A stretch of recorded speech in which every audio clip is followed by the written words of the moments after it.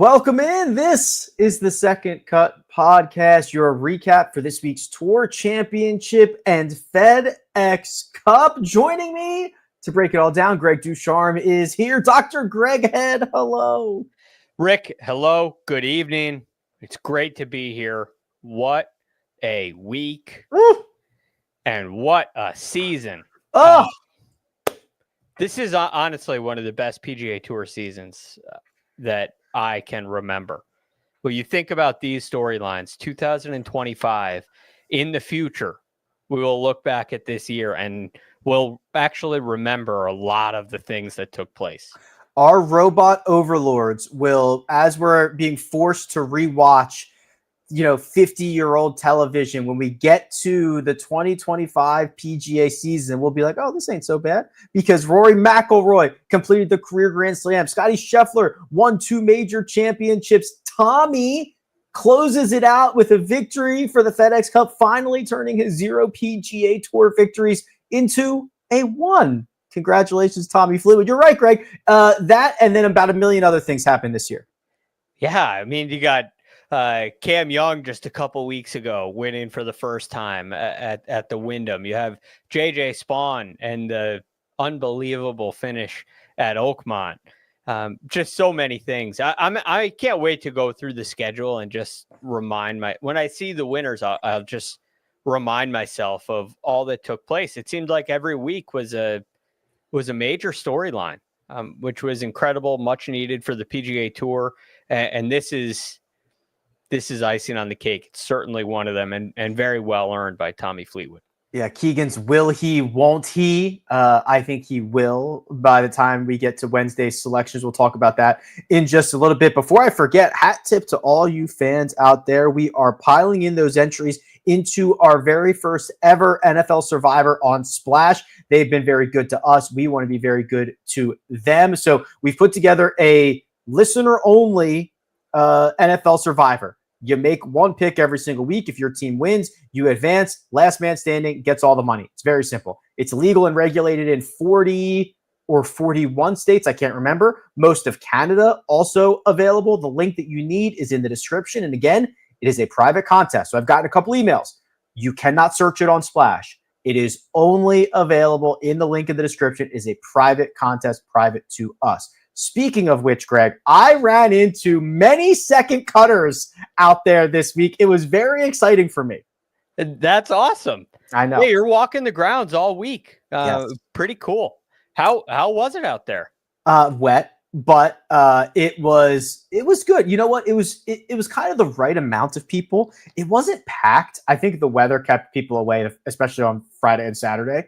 But it was a manageable amount of people, enough to get a buzz, but not too many. And yeah, enough to walk around and run into everybody. It was very exciting. Yeah, and getting the love from the second cutters in the wild. They must have been thrilled. I mean, you can see, you just look at the comments here, and everybody is, not only the comments here on this show, but you just go online. Everybody is so unanimously excited for Tommy Fleetwood. It's great to see. The energy there must have been incredible too. Yeah, it really was. There was, I think, a moment where the people were pulling for Scotty, but we'll get to him in a second. It was very much a pro Tommy crowd. Okay, here we go. Tommy Fleetwood has done it. Tommy Fleetwood has broken through. Tommy Fleetwood, with rounds of 67 and 68, has won the Tour Championship and won the FedEx Cup, his first career PGA Tour victory. It was a 3-shot win over Russell Henley and Patrick Cantlay. I say to you, Greg, finally Fleetwood. Finally Fleetwood. That's nice work there. And finally Fleetwood, and it's the FedEx Cup trophy. Just seeing him in the interview with Dan Hicks afterwards on the final green, holding the FedEx Cup trophy, is something I'm not sure that I ever imagined seeing, because since 2019, you had to win the Tour Championship to win the FedEx Cup. And there were doubts all along the way whether or not Tommy Fleetwood would ever win. And so many of the experts and we said many times that he'll win eventually, but you just don't know if it's going to happen. Is scar tissue, at what point does scar tissue start to hurt?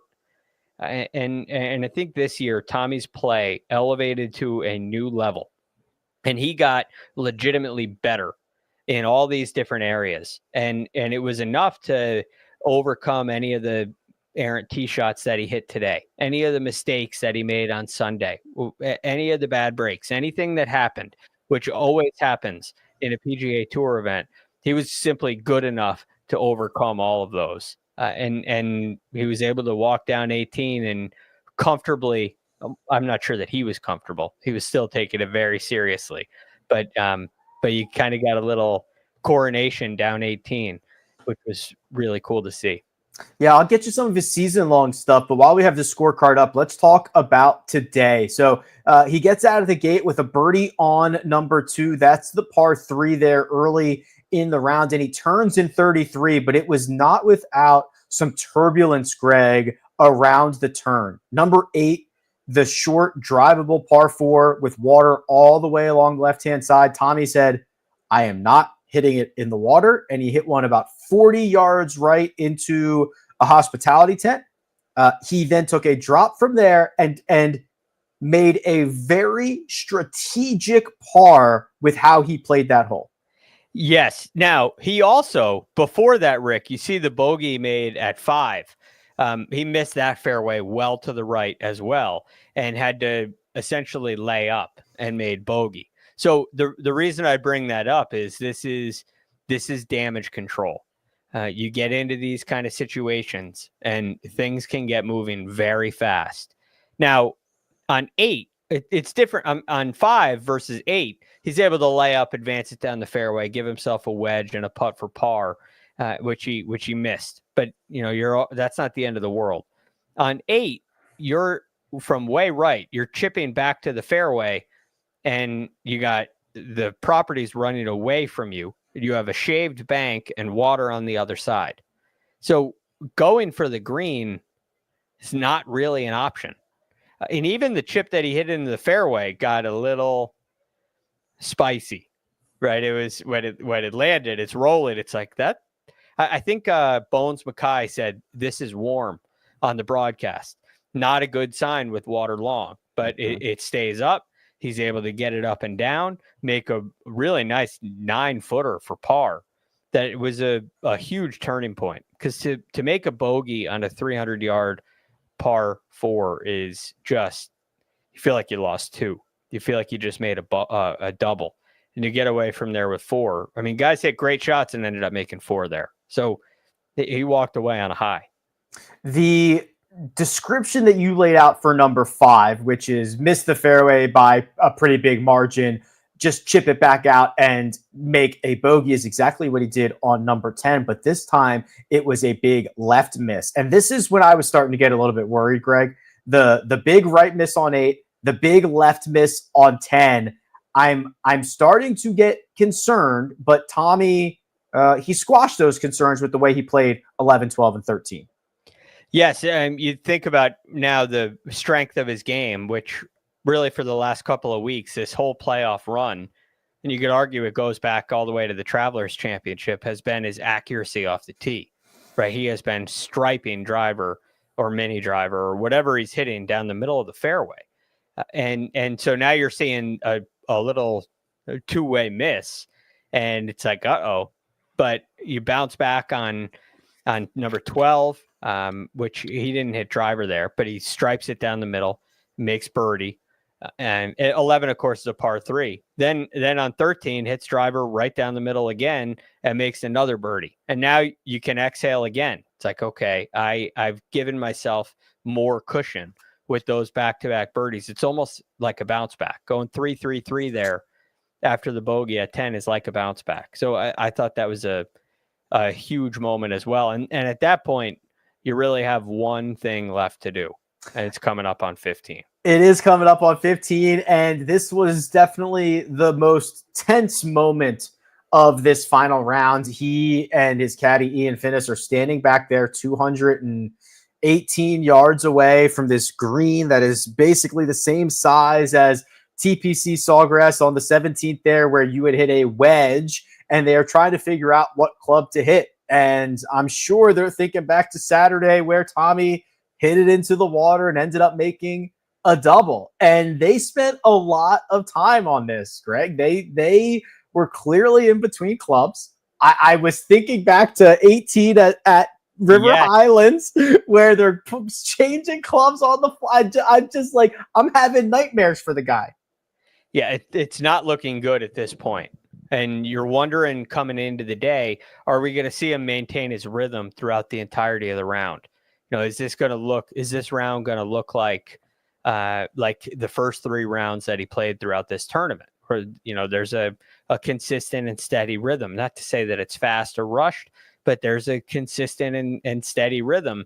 And sometimes you get over these big shots, it's a big shot, and there's a little discomfort. And how do you handle that? I like the fact that I don't like the fact that it took so long to make the decision. I think that allows for some bad thoughts to creep in. But the trick is, once you decide on the club you're going to hit, can you get fully locked in? Almost separate the decision of pulling the club out of the bag and the routine. Now, okay, I'm going to go with 5-iron. Go through your routine as normal on pace. And he goes and hits a great shot in there. And he flew it all the way to the back of the green. A 6-iron he would have had to hit absolutely perfect and probably brought more risk into play. He ends up getting it on dry land, and that's enough. Yeah, it's plenty, because at this point, and he makes bogey there. He pulled putter, which is something that he had done all week long. He kind of blasted it, but doesn't really matter. He knows he's got a multiple shot lead with 3 to go. And from there, it's just fairways and greens, Greg, fairways and greens all the way home. Keep it in play, and you're going to be the FedEx Cup champ. And that is exactly what he did with pars on 16, 17, and 18, knowing where he stands, being strategic about it. And Tommy Fleetwood, Tommy Ladd, is your winner of the Tour Championship. Yeah, it's there were, again, like I said earlier, his play was so good that when he got out on 15 and 16, the putts he had, one for par, one for birdie, they were a little short. At 18, a little short, but it was okay. It was all you needed. And so the timidness, if you will, he had room to do that. I thought it was a big advantage to have Russell Henley kind of done or finishing up. Russell made birdie on. Yeah, they were 3 holes ahead. I think he knew. Tommy knew exactly what he needed to do on every single one. Yeah, he's looking at Cantlay, and that's it. Right. And Cantlay misses the fairway at 16, and now it's like, okay, too much to overcome. Smart works here. Smart works, and his swing has been so reliable and so good for 95% of this week, and probably the last 6 times that he's played, that it was enough to get him to the clubhouse with a comfortable 3-shot lead. Again, we talked about this on Tuesday, maybe on Friday, actually. The proximity of these close calls is different than what we've seen in the past with Tommy. He was in the mix in June at the Travelers, again in August at the FedEx, and then again here. I believe he had a 2-shot lead with 3 to go in all of those, all 3. And so they hurt, but this is fresh, and it's fresh in what am I going to do this time? Yes, we did talk about that on Friday. I think that helped him. It's not like something that happened 4 years ago. Agreed. Because in the back of your mind, you're thinking, okay, so this is the way that I would think about it, right or wrong. My mentality would go like this: if the last time I felt this was 2 years ago, I would feel more pressure that I'm not going to be in this spot again for another 2 years. But because I was just in this moment 2 weeks ago, it's like, well, I know this isn't going to happen, but like, oh, I'm going to feel this, maybe in another 2 weeks, I'll have another chance. So this one isn't as big, isn't as important. I'm going to get one of these across the finish line. The frequency of these feelings, I believe, is a net positive. And I think we did talk about that on Friday night. Yeah, I think it's something that you saw with JJ Spawn as well. It hurts at the players. Just a couple months later, he's right back in a similar scenario, and feeling some of those nerves. And then the scenario changes too, right? Like Keegan Bradley goes nuts on him. At the same time, he's kind of reeling at the Travelers.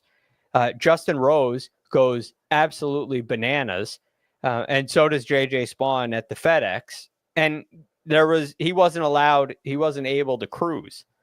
And so it's hard to make birdies down the stretch. But so he was definitely helped by Cantlay and Henley and Scheffler and some of these guys that never really got hot on the back nine. So I think the pressure was, okay, can I do what I'm supposed to do? I don't have to do anything spectacular and I'll win. I'm not saying that makes it easier, but I do think that also helped Tommy today. The putter was magnificent all week long. It was long birdie putts. It was great par saves. I'm thinking about yesterday. I'm thinking about Friday. Statistically, he picked up 8.1 strokes putting. It's going to be about his second best putting week ever.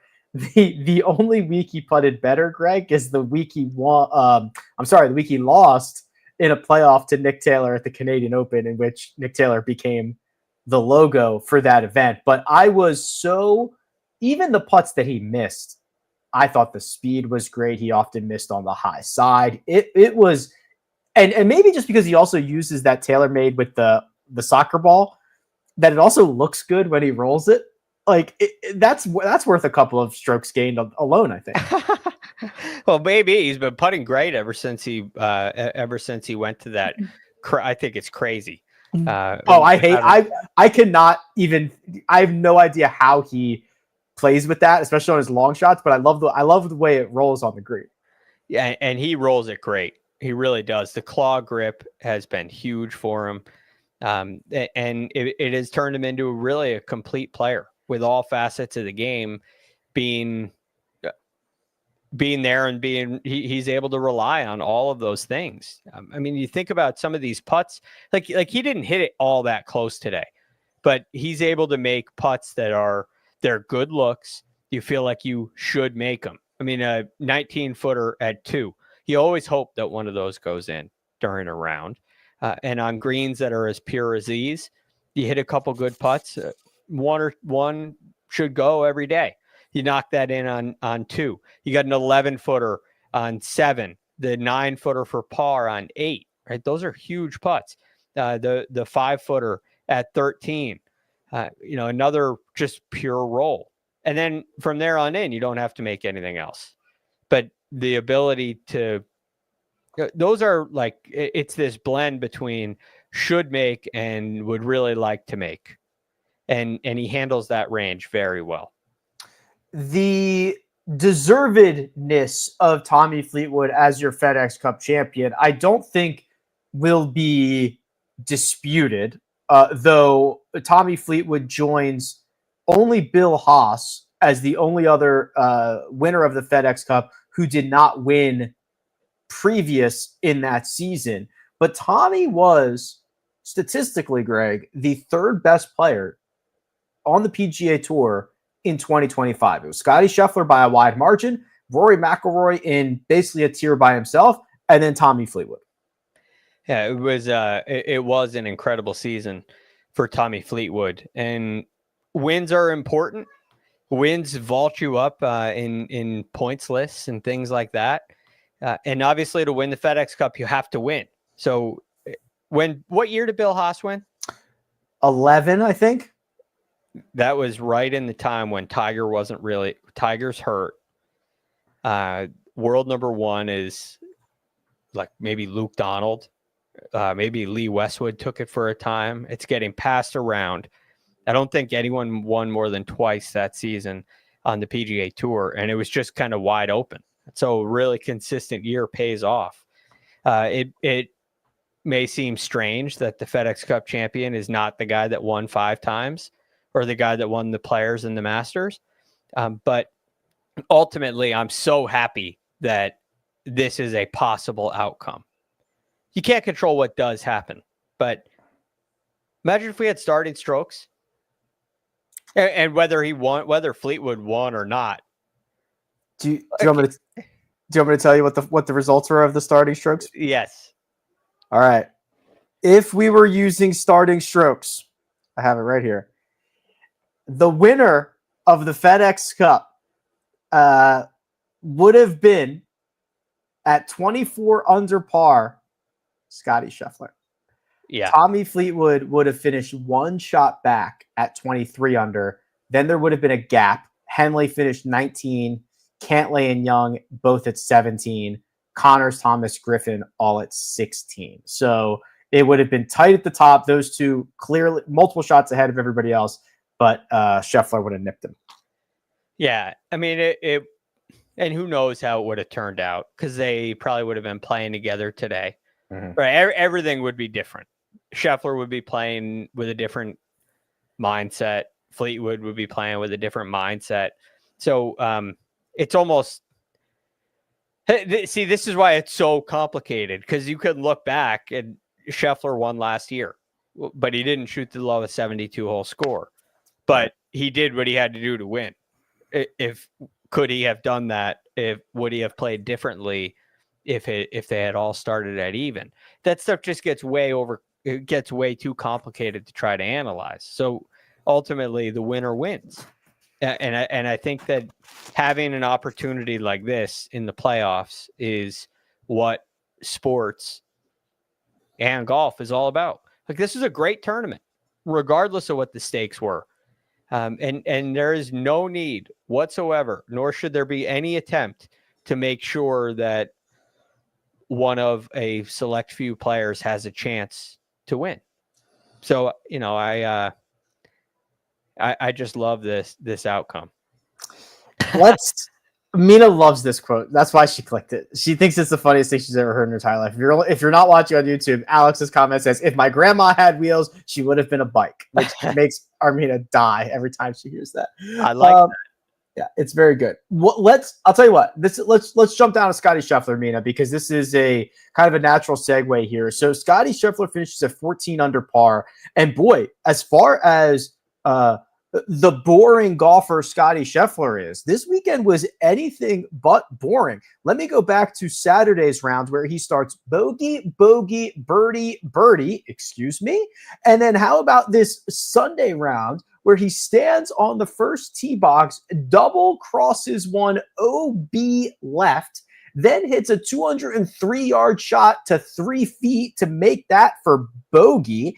He would then rattle off 3 birdies on 6, 8, and 9 before missing a short putt for birdie on 10. He made a double on 15. Greg, he hit one in the water. Scotty Scheffler had 2 penalty shots in this same round. I'd have to go back and look at the last time he did that. It was really a wild weekend, especially with how boring Scotty usually is.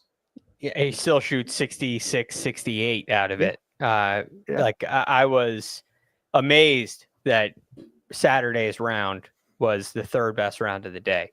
Well, based on just watching him, like, the eye test, it did not look good. He did not look happy. Mm-hmm. And, he posts a number and it's the 3rd lowest score of the day. And he's frustrated as could be.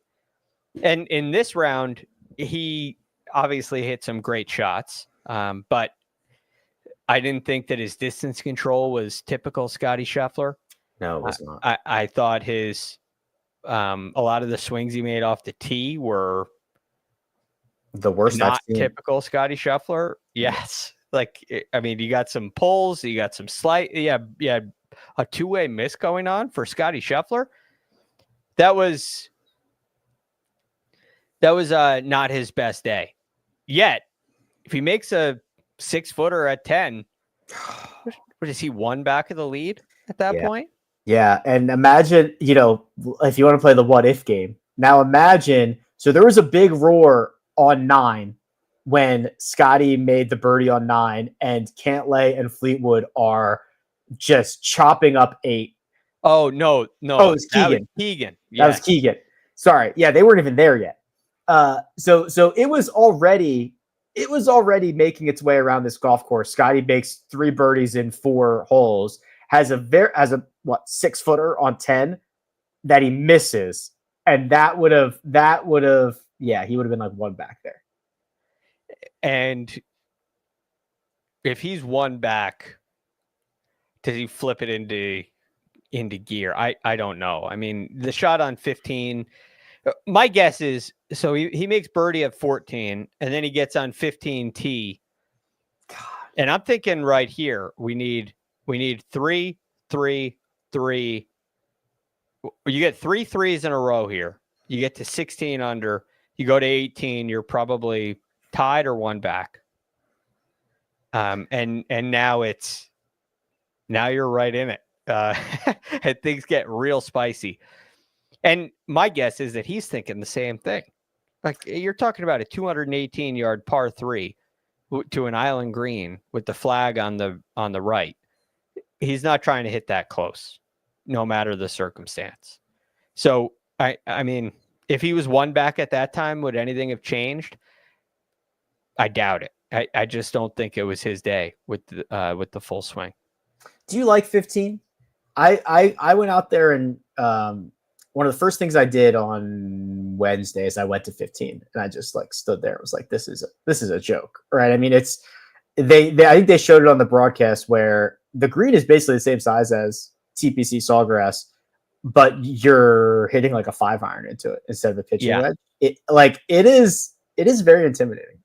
Of course. The one difference is you can go long. Yeah. But how often are you like ripping a 5-iron over the green? Like, right. You know, that's not like a bailout. You got to hit a great shot for that. So look, is it too, okay. So a third of the field hit it in the water on Saturday. That's borderline gimmicky. Yes. It's borderline too much. Now, that's just really the tee selection. I think they have opportunities to make it a really good hole. Yeah, they have like 7 different places they can play it from. Right. So you play that from 190. I think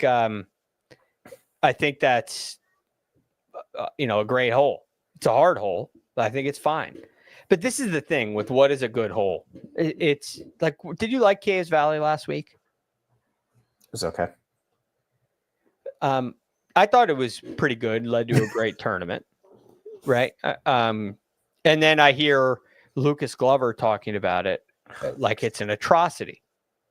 You know what they did to that golf course, and it has nothing to do with Lucas's comments or my thoughts. It's just that what is a good golf course and what presents well on TV are often 2 very different things. 100%. Because at the PGA Tour level, these guys are so good, right, to really make it hard on them. If you like to watch carnage, you're going to like to watch holes that most of the players probably feel are gimmicky. Right. You're trying to thread a needle of it's hard enough for the players. The players think it's fair. It looks good on television, and it's not too difficult where fans are out on it. Like there's like you have to thread everything. Even like 17 at TPC Sawgrass, you could make a very good argument that that's gimmicky. Yeah, it's literally just an island, and it's one of the most iconic holes in golf. Yeah. Now it's been there for so long, everybody knows what's coming, and it makes the tournament, regardless of how it stands, that's in your mind. So when the leaders are on 12, if somebody has a 4-shot lead, there's a sense that it's not over, right? Because there's a double bogey waiting on both 17 and 18 there. You get a little bit of that on 15 at Eastlake. The difference is 17 at Sawgrass. Also, there are birdies. Guys hit it close. Yeah, was there even a birdie on 15 today? Oh gosh, it was. Yes. Well, Morikawa. Or no, well, Corey Connors made a 50-footer. Corey Connors. I did see that. Let's see.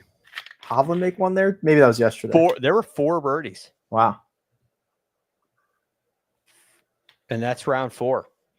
So I guess you could, right? 4 out of 30. Yeah. More than 10%. So, I think if I had to stand on that tee, I'd probably say this is stupid. But to watch the best players in the world take it on, go hit a shot. Go hit a shot.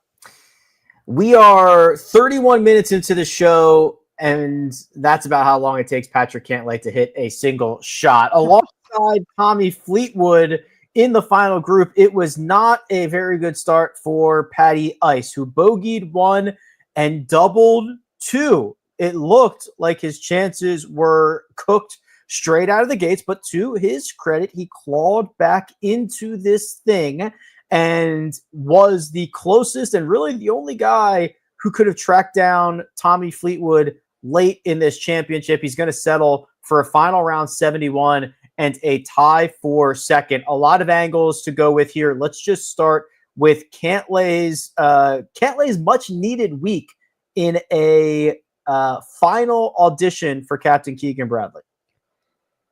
My guess is it puts him on the team. I agree. I think he should be on the team. Maybe that pace of play can help aggravate the Europeans in the Ryder Cup. I have a question. I know that they were literally put on the clock. It took them forever to play number 8. They were both taking relief. They were all over the place. They were put on the clock on, I think, 9T. Is Patrick Cantlay slow and it looks slow?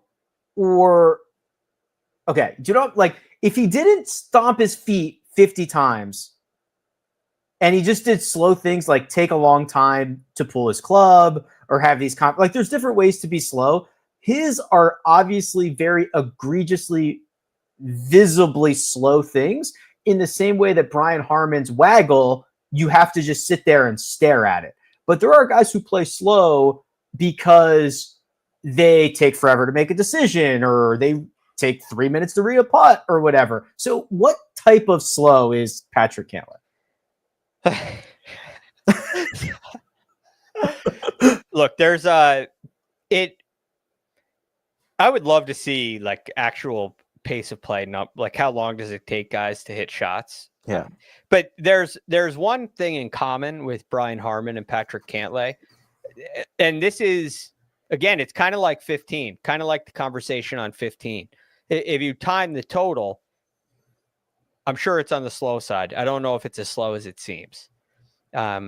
If you are watching on TV, the producer has to go to him when he's over the ball. Right. That's what I'm saying. So the producer does not have to go to a guy as he's reading the putt from the opposite side for the third time. Exactly. If he's standing at his bag with his caddy talking over a number or walking 75 yards up to see what the green looks like, the producer's somewhere else. Yes. But when you're over the ball, stomping your feet, looking 3, 4, 5 times at the target, the producers, in this case, Tommy Roy, doesn't matter if it's Tommy Roy or Sell or Shy, your hands are tied. You got to be on him. You have to go. We're going to watch. Yeah. Especially when he's in the mix. So, I know that they're trying to do some things for pace of play. It seems like it's been better since like Torrey Pines. I haven't really heard any complaints about it since then. I'm just curious about the actual measured total times, but it's this round took a long time for them, which I get to a degree. Tee times were spread out. I think they were like 16 minutes apart, but they were behind. They were very far behind on that golf course. But I agree with you. I think Cantlay is on this team. We're in agreement there. Yes, I would be very surprised if he was left off. He's one of those guys I believe you want on the team. I heard an interview with Davis Love, who was obviously a captain before and has been involved in this stuff for a long time. And he said, we know how these guys are playing. And we're wondering, who are you going to pair? Who are people going to pair with? Now, I don't know if that's all of it. I don't know how much that really goes into the decision. But if it's any part of it at all, he gets a huge boost because of his record with Xander Schauffele and his overall record in Ryder Cups. That is a valuable piece of experience. And I think this week, probably for more of the year than you might think, he has showed the ability to be a valuable piece of this team. I echo that statement. So Patrick Cantlay on the U.S. Ryder Cup team, according to Captain Greg and Captain Rick. Cameron Young on your Ryder Cup team? If he's not, he's the first guy out. I think he makes my team, Rick. 71-66 on the weekend. A couple of moments yesterday that he probably wishes he had back. A couple of missed opportunities, a couple of bogeys that played himself out of it. But at the end of the day, 14 under par, tie for fourth, 1 shot out of second, 4 shots behind Tommy Fleetwood. If I go back and run the numbers since the Wyndham Championship, the last 4 starts, Cameron Young's probably been one of the best players on the PGA Tour. He's got a really good skill set. Yeah, I'm talking myself into Cam Young being on my squad. He's from New York. He knows the golf course. He's won a New York State Open. And everything that I know about Bethpage Black and everything that I have seen with Ryder Cup performances, tee to green play is the most important thing. Putting gets a lot of attention because it finishes off the hole. But you have to have the putt. So I think of guys like Sergio Garcia, Justin Rose, Rory McIlroy, the Xander Schauffele, Patrick Cantlay, Justin Thomas. These guys that are very good, Dustin Johnson, guys that are great Ryder Cup players, Francesco Molinari, Tommy Fleetwood. They're great ball strikers, and they make timely putts.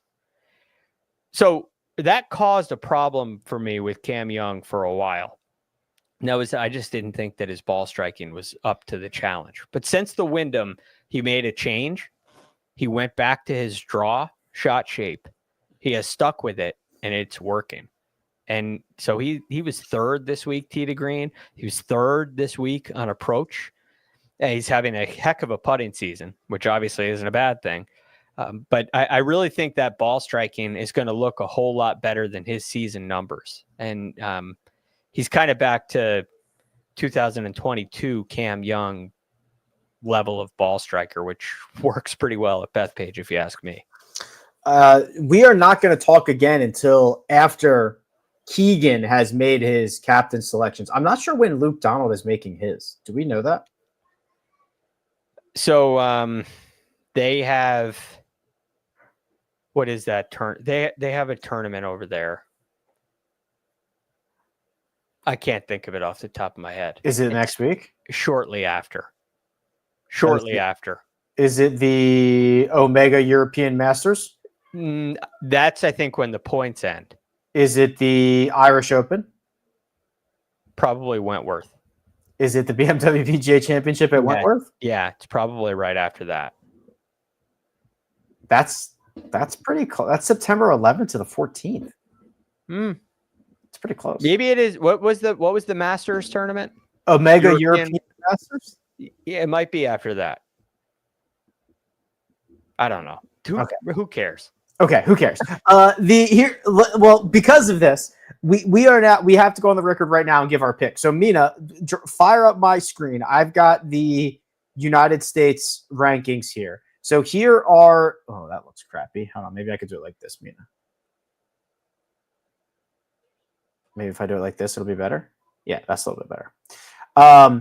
Here are the autos. So you're getting Scotty Scheffler, JJ Spawn, Xander Schauffele, Russell Henley, Harris English, and Bryson DeChambeau, whether you like it or not. Give me your final 6. Captain Greg Head. Justin Thomas. 7. Colin Morikawa. 8. Ben Griffin. 9. Keegan Bradley. 10. Patrick Cantlay. 11. Cameron Young. 12. Let me start by saying I completely agree. That is my team as well. We have snubbed Maverick McNeely. We have snubbed Brian Harman, Andrew Novak, and Sam Burns. Are we comfortable with those snubs? Well, there are going to be tough phone calls to make. Last week, Maverick McNeely was like, how do you leave this guy off? He's so good. He made so many improvements with his ball striking and his iron play this year. I thought back in the February timeframe this year that Maverick McNeely was going to make this team. It just didn't quite materialize the way I believe it needs to in order to make a team like this. Cantlay gets in there because of his history, and he showed form this week. And I think Cam Young fits this golf course better than Maverick McNeely. And I really think it's as simple as that. And I like where Cam Young is a little more than Sam Burns, and he's ahead of him on the points as well. So, it's tough for Sam, who's played some really good golf. But I go Young over Burns and over McNeely. Who on your team are you most worried about? Well, here's the good thing about having a strong team. This is such a politician's answer. What are you most worried about? Well, here's our weakness is our greatest strength. Yeah. My biggest weakness is that I have so many strengths. Yeah. I didn't really, I think there are a couple concerns. Okay. Quite frankly. One of them is Xander Schauffele. Yeah. So Cantlay played great this week. But he's also 15th in the points list. So, you're taking a guy that you have to take, and then you're going to take a guy to pair with him because they're such a strong pairing in Cantlay. Now, fortunately, this week gave you a lot more reason to bring Cantlay on, but that's a difficult pairing. Like, I have some worries about that. I'm also worried about Colin Morikawa. I've heard, yeah. I was wondering if you were going to have to acknowledge that, if I was going to have to acknowledge that. That's why you married me, because I always say the right things. Yeah, always give the non-answer. Very good. You might run for office at some point. I don't know. You've got my vote, buddy. Hey, thank you. Whatever it takes. I'll do anything. This guy will do anything to win. I am. I'm worried about Colin. Can you leave him off? No, you cannot. I agree. I am right with you. But I'm still worried about him because if he doesn't hit the fairway, he's cooked.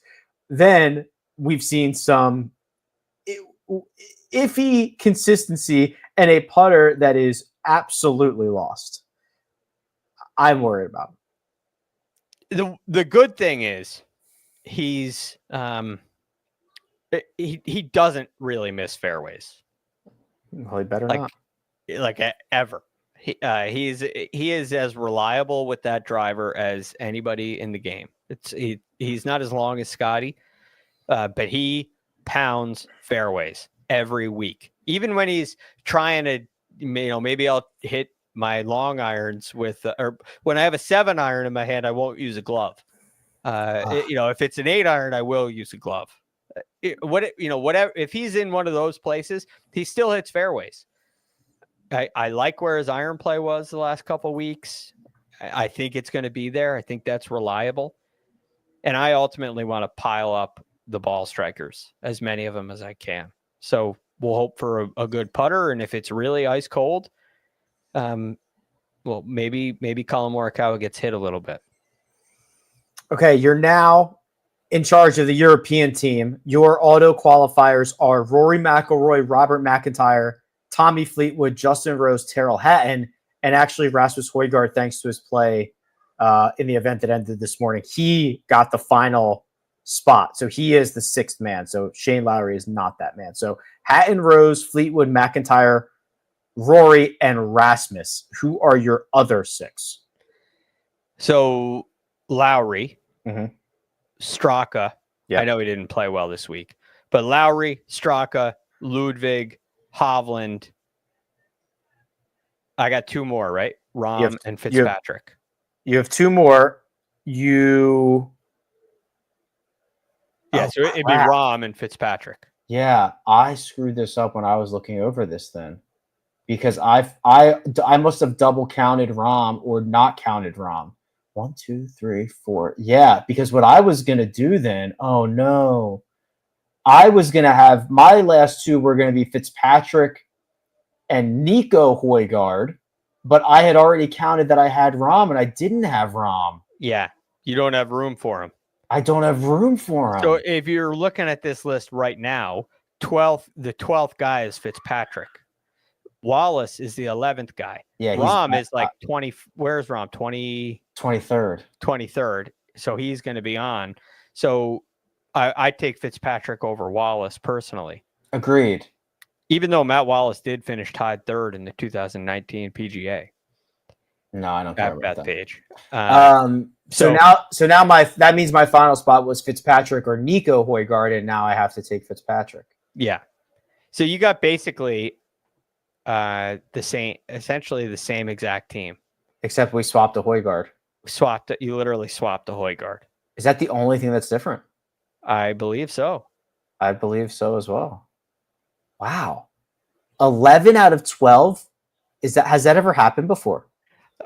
It's a lot. Let me just confirm this. I'm trying to think. 2023 Ryder Cup wiki. Yeah. It was Rom, Hatton, Rory, Ludwig, Victor, Sepp, Nico, Fitz, Lowry. Was Rose on that team? Picked. Yep. Then I think it was. I think we just swapped a Højgaard. Yep. McIlroy, Rahm, McIntyre, Fleetwood, Lowry, Hatton, Hovland, Fitzpatrick, Straka, Ludwig, Rose. Yeah, and it's Wow. Nikolai. Pretty crazy. It's arguably the same exact team. Honestly, if one of them played for the other, we'd have no way of knowing. You'd have no way. I mean, it could be Rasmus could say, I can't do it. Yeah, or for all we know, Rasmus played in Rome. That could be the case as well.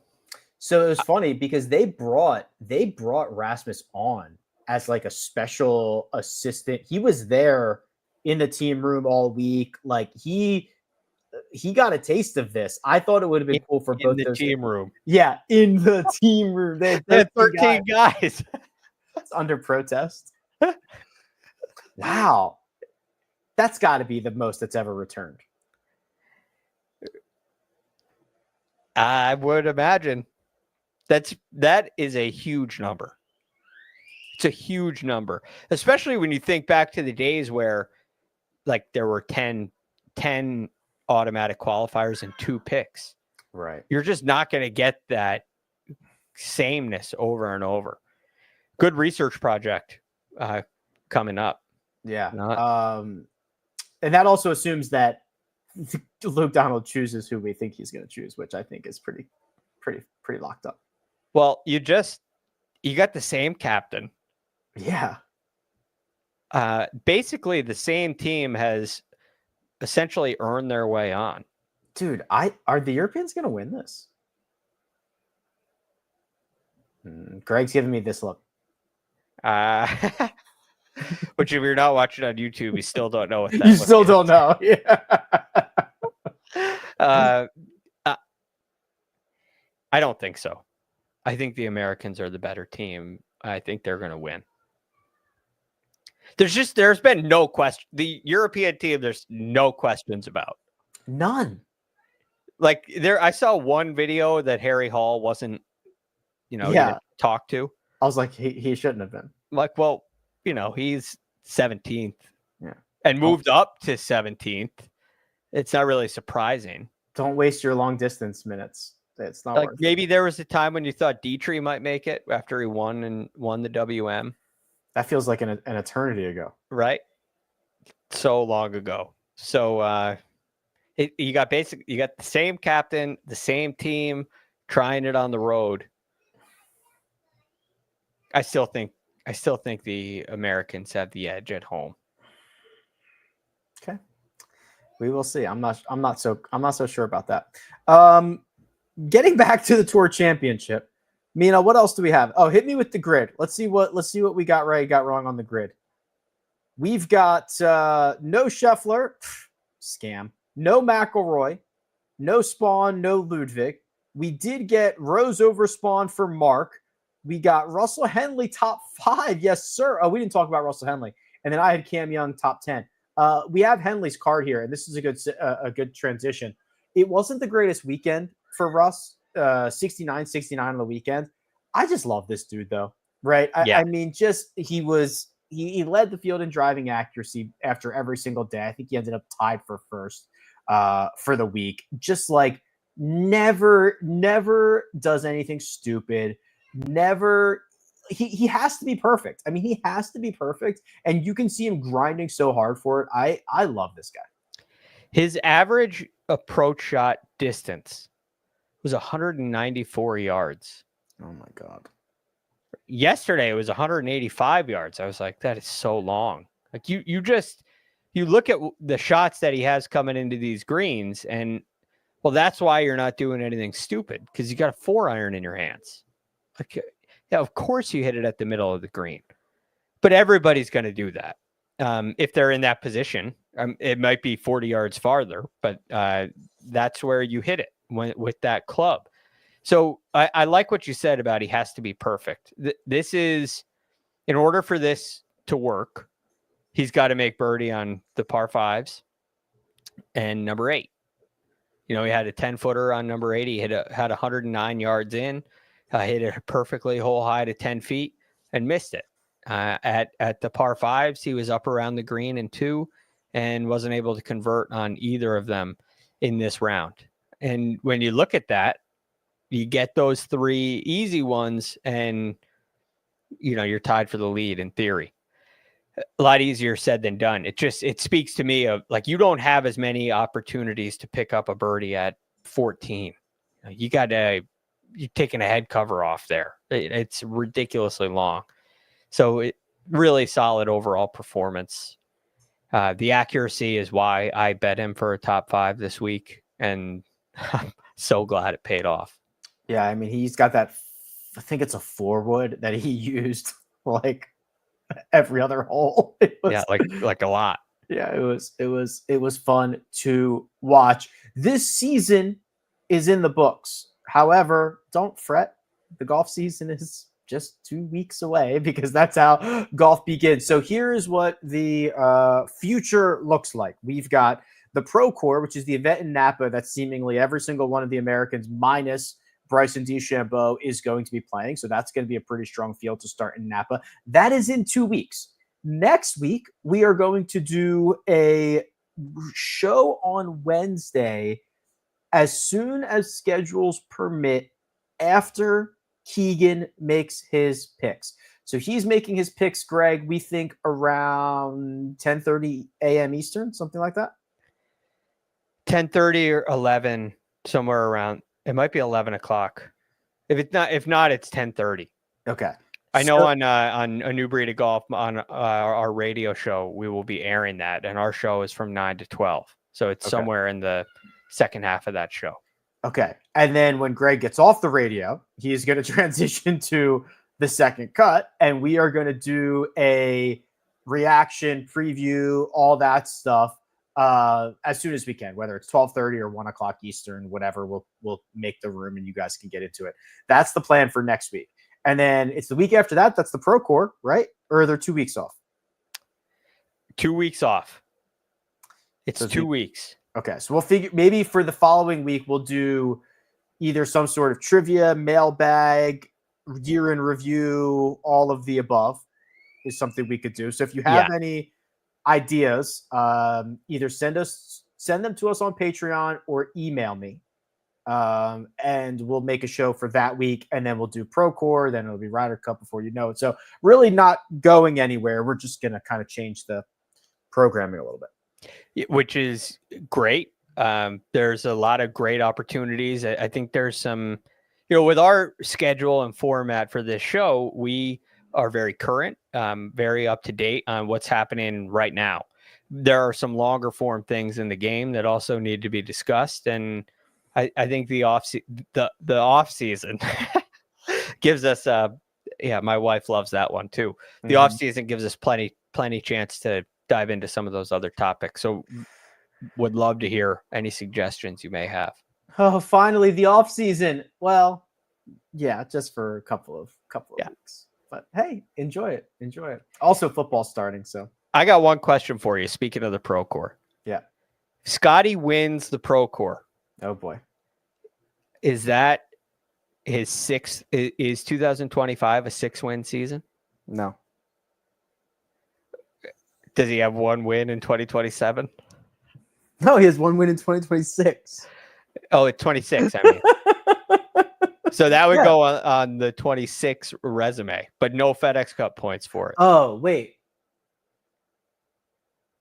Right, because it's not I don't know now. I don't know now.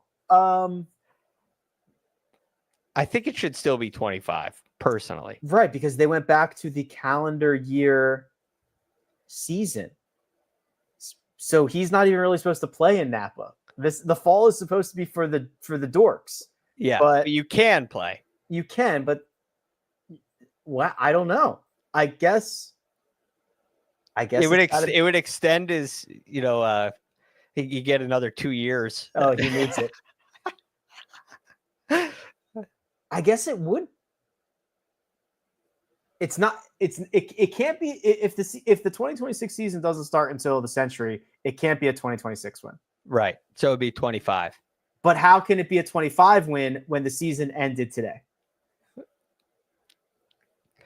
Normally you don't have to deal with these kind of things. Do you know how like sometimes they release new cars midway through so there's like it's a 2025 car, but it's a 2025.5? Yes. That's what this win would be, is 2025.5 win. Plus the one in the fall. The only reason I bring this up is looking at what he's done this year, like 5 wins. We won 7 times last year, plus the Olympics, 5 times this year. Are we going to say plus the Pro Tour, or are we just going to say 6? I don't know. It's just fascinating to me. Small problem, but I know it counts as an official win. I'll text somebody at the tour. So there's a question that says, are there no FedEx Cup points in the fall? So if you're in the top 50, right? There are no points. You don't earn points. You can play, you can get money, but you do not earn points. Guys 51 through infinity still can get points, and they keep their total, right, Greg? Yes. So whatever you finished at, you did not get into the top 50. So you finished in Memphis and you're 51st and you have 800 points. When you go to play the Pro Tour and you get 100, you now have 900 points, and you're trying to improve. Like, you're really trying to become the number 51. You're trying to become number 51, and that top 10, 51 to 60, those guys will get into the first 2 signature events, which I believe are the Genesis and the AT&T Pebble Beach Pro-Am. If they win, they'll get into the Century as well. But if they just finish in that range, then they're getting into the first 2 signature events. And look, it's really helpful. Like, only 100 cards. If you're 125th or 200th in the FedEx Cup standings, you basically have a 7 or 8 week qualifying school to get into that top 100 and earn your card. You just got more ground to make up. So that's really what the fall is all about. It's like an extended Q school.